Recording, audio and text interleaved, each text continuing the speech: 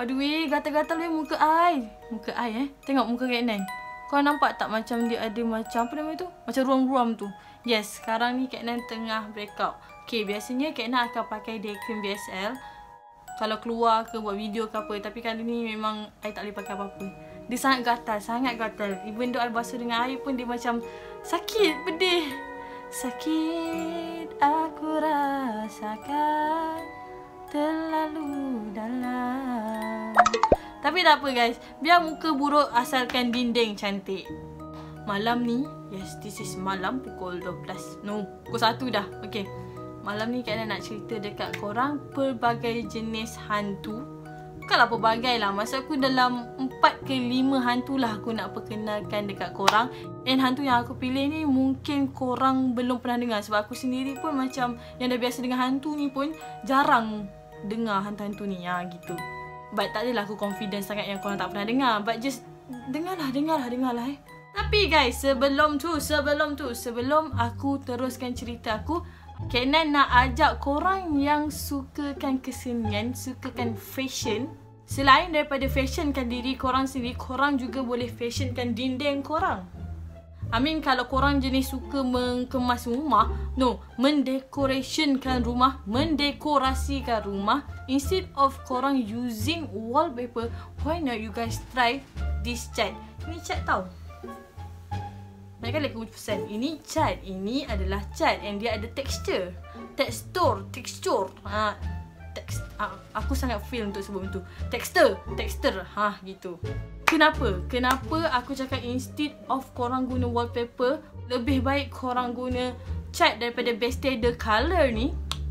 Sebab kalau dinding korang dah buruk, I mean colour dah pudar, and then ada pula bekas lubang-lubang yang korang cabut skru ke apa ke, benda tu nampak buruk. Kalau pakai cat biasa memang tak cover, tapi kalau pakai wallpaper, benda tu macam dah boring.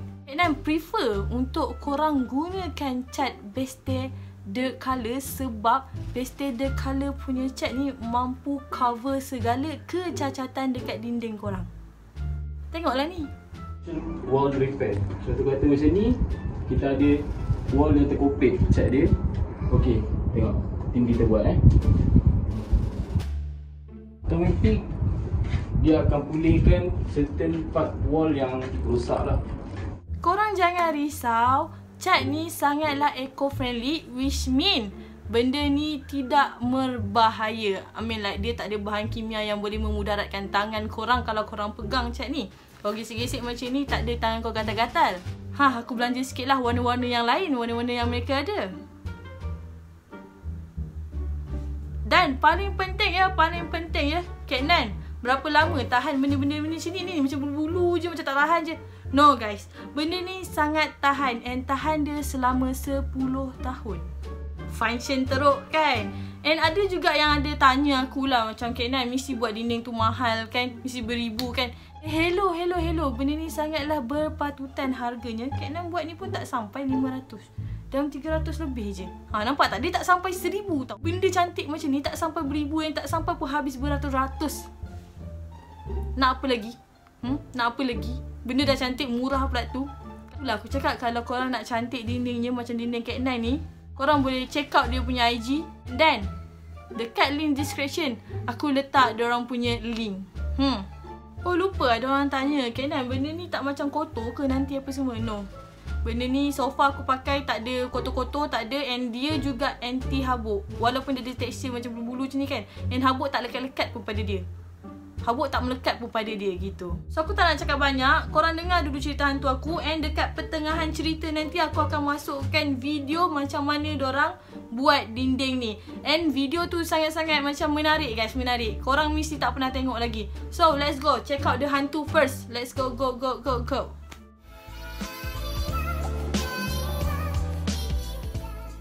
So guys, hantu yang pertama yang Kak Nan nak kenalkan pada korang adalah hantu polong. Polong ni dia lebih kurang macam pelesit. Kalau pelesit dibela oleh wanita, yang polong ni dibela oleh lelaki. Tapi yang bezanya pelesit digunakan sebagai macam pelaris ataupun pemanis wajah kan. Kalau polong pula dibela untuk mendapatkan duit dan juga menyakiti musuh tuannya. macam mana diorang ni buat polong. Polong ni dipuja Polong ni adalah satu benda yang dipanggil. Bila benda dipanggil, maksudnya kau mengambil dia dan benda tu automatik akan jadi saka kau. Bila kita cakap pasal saka ni akan dibawa kepada keturunan dan keturunan. Okey, back balik kepada macam mana buat polong. Dikatakan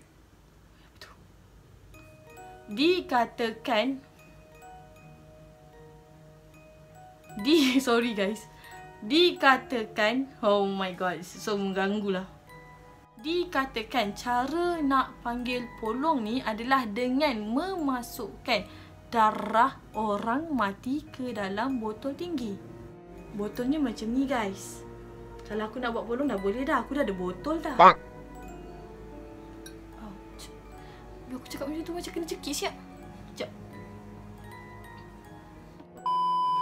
This bottle is memang very perfect sebab dia kata dia nak botol yang mulutnya panjang. Jadi ini mulutnya panjang gitu kan. Main-main lagi aku. Okay. And then guys, botol tu akan dipuja dalam tempoh 7 hari hingga ke 14 hari. Akan dijampi-jampi kan. Sehinggalah botol tu mengeluarkan bunyi macam menggerik. Menggerik tu ke? Macam tu lah. Means dalam botol tersebut dah mempunyai isi. Weh, jap, aku teringat satu video yang dekat TikTok aku, di mana aku macam pakai stiker tu untuk detect hantu lah kononnya kan. Yang dekat botol ni ada tu. Orang kata filter ni boleh detect ada benda. Kalau ada stiker tu ngam, maksudnya ada benda lah tu. So kita check bilik kita. Ada masalahnya. Ke dia dah masuk dalam air aku?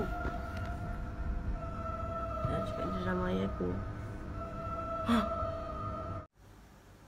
Oh tak, guys jangan risau, aku tak boleh polong. And then cara nak jaga polong, macam cara pemujaan polong pula, tuannya haruslah memberi makan dari jarinya sendiri.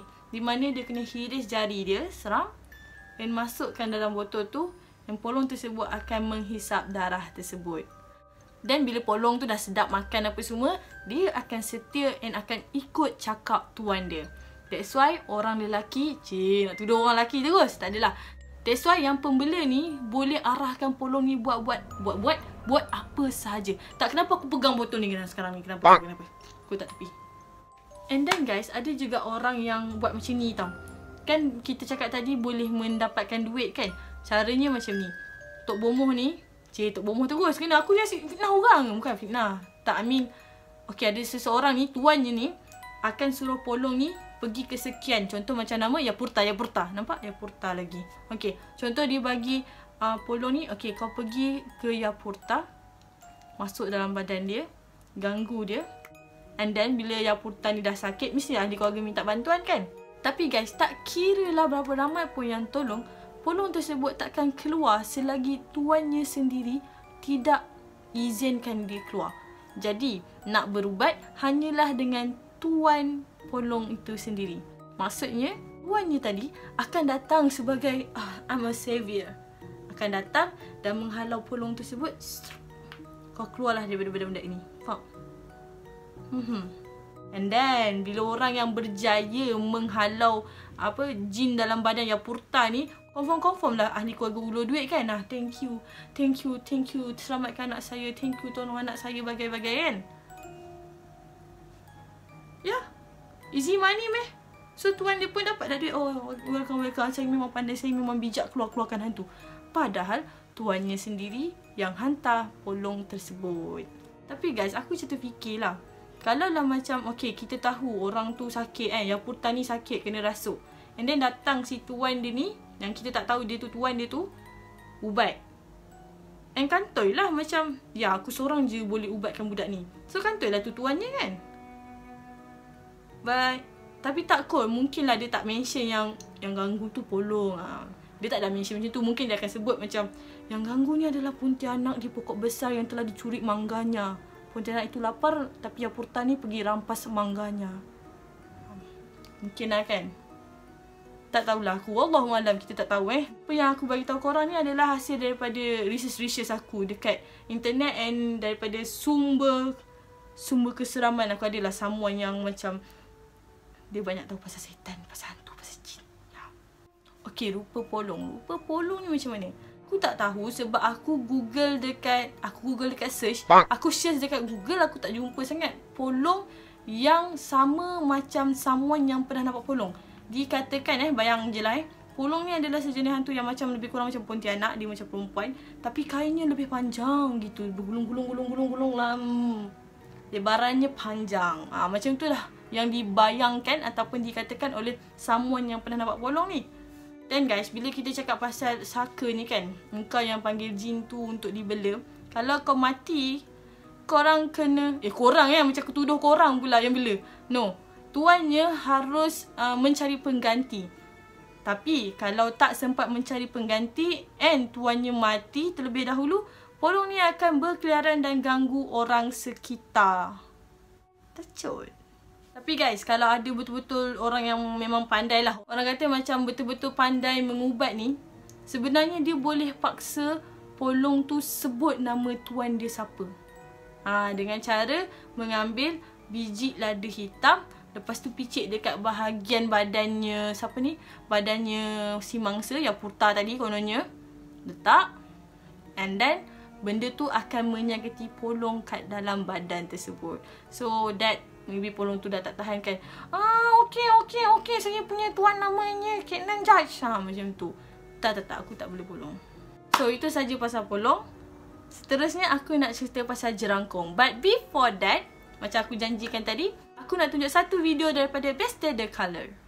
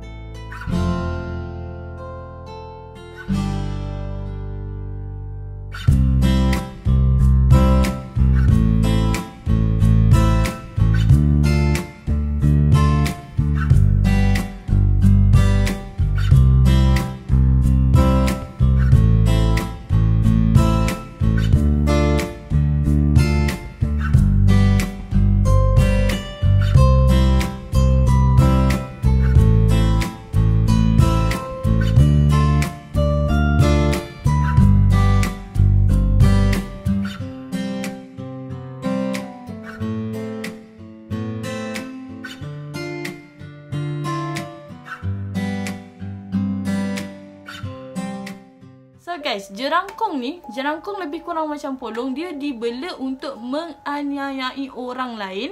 Dan dia juga tergolong dalam golongan saka. Faham tak? Dibela gitu. Dibela dan perlu diwarisi. Iman tak dapat diwarisi dari seorang ayah yang bertakwa. Iman tak dapat dijual beli. Sorry guys, aku punya hobi memang menyanyi. Dan korang lah yang akan mendengar nyanyian aku. Cita-cita aku nak jadi penyanyi tapi my parents tak bagi sebab it's not a good job kan.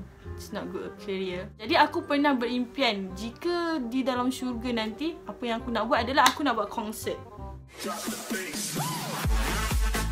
Okay, back to jerangkung tadi. Bukan sekadar dia boleh menganiayai manusia. I mean like, bukan sekadar dihantar untuk mencelakakan musuh, tapi dia juga memelihara tuannya dan family. And jerangkung ni dikatakan mampu merasuk dia punya mangsa sehingga menderita. Gatal juga aku. Macam mana nak dapatkan jerangkung? Jerangkung boleh dibeli ataupun juga boleh didapatkan dengan cara pemujaan.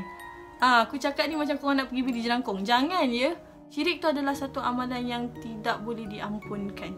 Dipercayai jerangkung ni kalau dijaga dengan baik, dia memang akan setia gila babun dengan tuan dia. Tapi kalau tidak dijaga dengan baik, jerangkung ni akan menyakiti ahli keluarga tuannya. Menyakiti tu maksud aku menghisap darah. Kalau dia tak dapat makan daripada tuan dia, dia akan pergi dekat ahli keluarga tuan dia tu and dia hisap darah orang tu. Gitu. So macam biasa, kalau tuan dia dah tak nak dia, dia perlu dipulangkan semula kalau dibeli, ataupun dia perlu dicari pengganti, ataupun perlu dibuang dengan cara cacakkan benda tu kat dalam sungai. Kau menyusahkan tu, dah tak nak kau kena buang like macam, bukan buang dalam tong sampah tau, kau kena pergi sungai lah. Kalau beli senang lah, okay, patah balik pada penjual. Kalau yang pergi memuja tu, nak cari pengganti. Kau nak jerangkung satu, kau nak jerangkung, jerangkung ni setia tau, kau nak tak? Takkan macam tu kan. Next is hantu keramat. Bukan keramat kat KL tu bukan mecai. Bila cakap mecai kan, awal tadi aku dah Sawadi Caca ke belum Kalau belum, minta maaf aku. Hai, Assalamualaikum Sawadi Caca. Pesan dengan aku. Okay, hantu keramat. Hantu keramat ni dia tidaklah menakutkan, sebab hantu keramat ni dia memang dah wujud kat sesuatu tempat tu. Dia bukanlah saka, bukanlah dipuja, tapi dia memang ada duduk dekat situ. Biasanya dikait rapat dengan pokok besar, ataupun batu besar, ataupun dekat simpang-simpang. Manusia ya, awak-awak tu, manusia ni suka pergi dekat, kalau orang kata macam, pokok besar tu ada penunggu. And then diorang pergilah dekat pokok besar tu, and then diorang puja. Diorang bagi makan, contoh macam telur ke, pulut kuning ke apa ke, and minta, please, I nak nombor ekor, I nak tahu esok naik nombor apa, ataupun whatever lah manusia-manusia pelik ni minta. Manusia pelik? Bukan. Whatever benda-benda pelik yang manusia minta, kalau kau memuja dekat tempat mereka, diorang akan tunaikan permintaan korang. Tapi aku bagi tahu kawan-kawan, benda tu adalah syirik. Ada tu ada, wujud tu wujud, tapi syirik. Cerita pasal wujud ada seorang mamat ni, dia butt hurt sangat dengan aku dekat Instagram, and dia cakap aku ni macam apa, bodoh sebab bawa orang pergi percaya benda-benda gaib. Hello. Otak mana otak. Awak yang bodoh ke saya yang bodoh? Minta maaf bahasa aku tak sensor. Sebab setahu selama aku belajar, selama aku hidup 23 tahun ni, tahu aku, kita memang perlu percaya kepada perkara-perkara gaib. Gaib ni tak semestinya jin and hantu je guys, no. Gaib ni Allah itu sendiri gaib. Syurga dan neraka, hari kiamat pun gaib. Benda yang wujud tapi kita tak nampak. Dan sah-sah terang-tang syaitan dengan jin tu wujud. Hantu pula adalah penyamaran daripada jin tersebut menjadi hantu. Ya, hantu tu bahasa Melayu, orang Melayu kita percaya. Kalau contoh macam kat satu tempat tu, kau kata perempuan ni mati bunuh diri tapi dia beranak, and jin kat tempat tu akan menyamar untuk menakut-nakut manusia menjadi pontianak. And pontianak tu sendiri orang Melayu yang letak. Faham tak? Bukanlah aku cakap macam hantu pontianak tu memang wujud, memang dah ada dalam dunia ni. Dekat luar negara tak ada pula pontianak kan? Dekat luar negara lain pula hantunya. Kenapa? Pernah tak fikir kenapa dekat Malaysia hantunya lain, dekat Eropah lain, dekat Filipina lain pula hantunya? Sebab apa? Sebab manusia yang create benda tu, and jin ni akan menyamar. Dia ada words yang lain tau, tapi aku senang cakap menyamar lah macam tu. Pernah dengar tak tentang hantu bidai? Ataupun nama lainnya hantu balong bidai. Okay, hantu bidai ni adalah jin yang suka mengacau. Okay, aku ulang semula Hantu balong bidai ni dikatakan kepercayaan Melayu lah Dia adalah golongan jin yang suka mengganggu manusia, and habitat dia adalah dekat dalam air. And dia ni jahat guys. Dia memang suka melemaskan orang, and dia boleh menyerupai tikar. Dia akan gulung mangsa dia. Maksudnya macam, kira kalau kita dalam air, kita tak boleh gerak macam tu kan, tak boleh nak berenang ke atas apa semua bagai. Lemas dan dia akan mentenggelamkan mangsa tersebut. And hantu bidai ni bukanlah sejenis makhluk yang dibela. Dia memang wujud. Dia just there. Dia ada kat situ. And dia jahat. Hantu ni adalah create daripada kita-kita sendiri. Apa yang kau takut, itulah jin menyamar. Apa yang kau percaya, itulah jin datang. Tapi tu lain case daripada apa yang orang hantar, itu lain. Ini kita cerita pasal sekeliling kita. Macam dalam bilik aku ni, kalau aku rasa macam aku selalu nampak pocong dalam ni apa semua bagai, maybe ada semangat jahat yang apa, yang tahu aku takutkan pocong, dia akan menyamar jadi pocong. Dan aku cerita kat korang bila aku berpocong. Macam tu guys. So itu saja daripada Kak Nan. Thank you so much yang dah dengar bebelan aku, cerita-cerita aku. Kalau korang suka dengan video Kak Nan, korang boleh subscribe and then follow Kak Nan kat Instagram dan TikTok tau. And jangan lupa ya, ni, cantikkan rumah anda dengan Best Dader Color.